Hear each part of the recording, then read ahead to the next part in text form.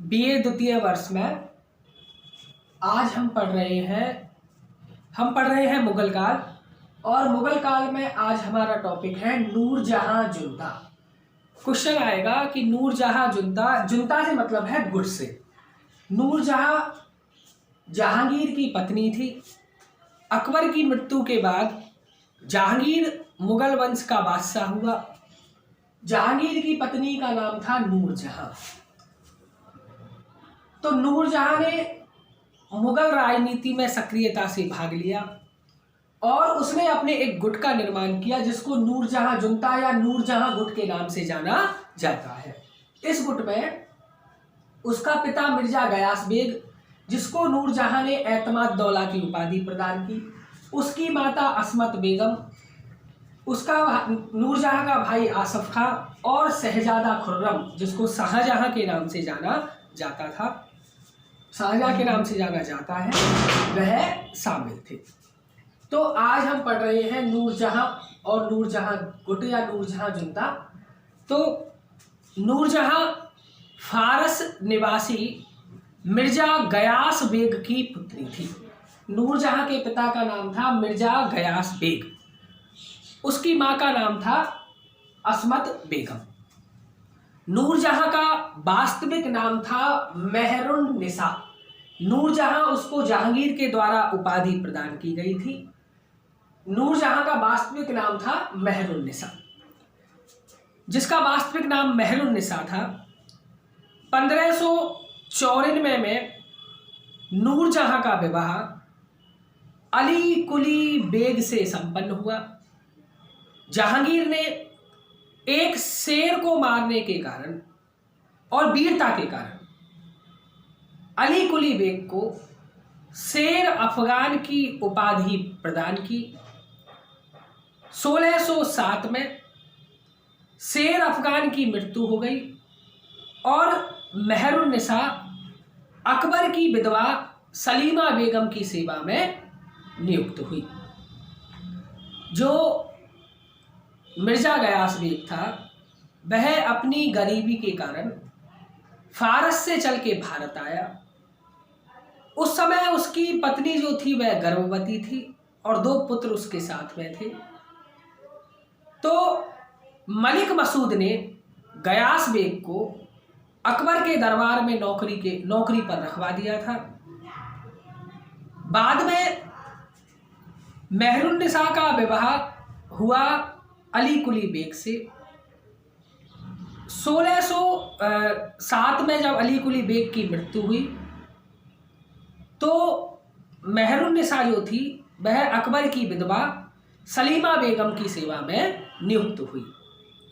जहांगीर ने मेहरुन निसा को सर्वप्रथम नौरोज के त्योहार के अवसर पर देखा और उसके सौंदर्य पर मुग्ध होकर मई 1611 में उसने नूरजहां से विवाह कर लिया। विवाह के पश्चात जहांगीर ने उसे नूर महल अर्थात महलों की ज्योति एवं नूरजहां अर्थात विश्व की ज्योति की उपाधि प्रदान की। 1613 में उसे बादशाह बेगम की भी उपाधि प्राप्त हुई। उसके नाम के सिक्के ढाले गए तथा सभी शाही फरमानों पर बादशाह के हस्ताक्षर के साथ उसके भी नाम की मोहर लगी रहती थी, उसका भी नाम लिखा जाता था। नूरजहां ने सफलतापूर्वक शासन का संचालन किया।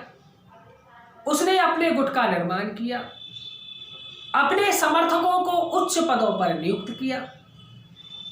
उसके गुट को नूरजहां जुंता कहा जाता था, जिसमें स्वयं नूरजहां, उसका पिता मिर्जा गयास बेग, जिसको एतमाद दौला की उपाधि प्रदान थी, उसकी माता असमत बेगम, उसका भाई आसफ खां तथा शहजादा खुर्रम शामिल थे। शहजादा खुर्रम का विवाह आसफ खां की पुत्री अर्जुमंद बानो बेगम, जिसको मुमताज महल कहा जाता था, जिसकी याद में शाहजहां ने ताजमहल का निर्माण करवाया, से हुआ था। अब है नूरजहां जुंता के विजयी अभियान। सबसे पहले मेवाड़ पर विजय। 1605 में जहांगीर ने परवेज को मेवाड़ विजय के लिए भेजा। देवारी की घाटी में महाराणा प्रताप के पुत्र अमर सिंह और परवेज के मध्य युद्ध हुआ, जो अनिर्णीत रहा। शहजादा खुर्रम के नेतृत्व में 1615 ईस्वी में मेवाड़ विजय अभियान संपन्न हुआ। राणा अमर सिंह ने मुगलों की अधीनता स्वीकार कर ली। दूसरे नंबर पे आता है कांगड़ा की विजय। 1619 में खुर्रम कांगड़ा विजय के लिए भेजा गया। दुर्ग रक्षकों ने शाही सेना का वीरतापूर्वक मुकाबला किया। नवंबर 1620 में कांगड़ा पर मुगलों का अधिकार हो गया। तीसरा है अहमदनगर की विजय। मुगलों की दक्षिण विजय में सबसे बड़ी जो बाधा थी वह अहमदनगर के प्रधानमंत्री मलिक अंबर ने उत्पन्न की। 1616 के प्रारंभ में खुर्रम को दक्षिण विजय के लिए भेजा गया। खुर्रम की शक्ति से भयभीत मलिक अंबर ने अधीनता स्वीकार कर ली। जहांगीर ने खुश होकर खुर्रम को शाहजहां की उपाधि प्रदान की। तो ये थे नूरजहां गुट के विजय अभियान। नूरजहां द्वारा शेर अफगान से उत्पन्न पुत्री लाडली बेगम का विवाह 1620 ईस्वी में जहांगीर के छोटे बेटे शहरयार से कर देने के कारण जो नूरजहां गुट था उसमें फूट पड़ गई। इसी समय एतमाद दौला की मृत्यु हो गई और नूरजहां अपनी मनमानी करने लग गई। नूरजहां ने मुगल साम्राज्य के उत्तराधिकारी के रूप में अपने दामाद शहरयार का पक्ष लिया, जबकि उसका भाई आसफ खां खुर्रम को बादशाह बनाना चाहता था। इन परिस्थितियों में मुगल दरबार नूरजहां समर्थक तथा नूरजहां विरोधी गुटों में बंट गया। यह समय था 1622 से लेकर के 1627, जिसको संकट का काल माना जाता है। इस काल में और भी अनेक घटनाएं हुई, जैसे शहजादा खुसरो की हत्या हुई। फारस के शाह ने मुगलों से कंधार को छीन लिया। शहजादा खुर्रम शाहजहां का विद्रोह हुआ तथा महाबत खां का विद्रोह। ये सब कुछ दलीय राजनीति के परिणाम थे। 1627 में 58 वर्ष की उम्र में बीमारी के कारण जहांगीर की मृत्यु हो गई। उसे लाहौर के निकट शाहदरा नामक स्थान पर रावी नदी के तट पर दफना दिया गया। नूरजहां ने वहां पर एक सुंदर मकबरे का निर्माण करवाया। तो और इसके बाद 1645 में नूरजहां की भी मृत्यु हो गई। ये था नूरजहां गुट या नूरजहां जुंता, जिसके अंतर्गत 3 विजय अभियान, मेवाड़ की विजय, कांगड़ा की विजय और अहमदनगर की विजय।